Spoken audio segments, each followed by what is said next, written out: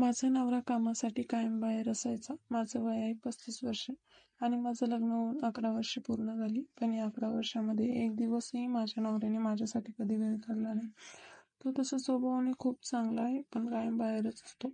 माझ्या घरात मी, माझा लहान दीर आणि माझी सासू आहोत. माझ्या सासूच्या डोळ्यांचं ऑपरेशन झाल्यामुळे तिला दिसत नाही.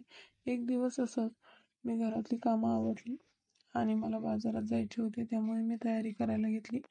माझ्यासोबत माझा धीरही येणार होता. मी कपडे बदलत असताना माझ्या रूमचा दरवाजा बंद करायला विसरले. तेवढ्यात माझा धीर मला आवाज द्यायला आला आणि तो अचानक रूममध्ये घुसला. त्याने क्षणभर माझ्याकडे बघितले आणि तो गरकन मागे फिरला. मी त्याला आवाज दिला आणि तसेही तो मला कपडे बदलताना पाहतच होता. मग मी त्याला माझ्या ब्लाऊजची हुक लावायला सांगितलं. त्याचे हात कापत होते. मी त्याचे हात हातात घेतले आणि माझ्या अंगावर ठेवले.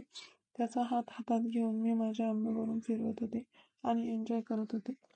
हळूहळू तोही मजा घेऊ लागला आणि त्याने मला जशी टोकायला सुरुवात केली तेव्हा मी तर स्वर्गात पोहोचले आणि त्यानंतर माझा धीर मला नेहमी खुश करायचा.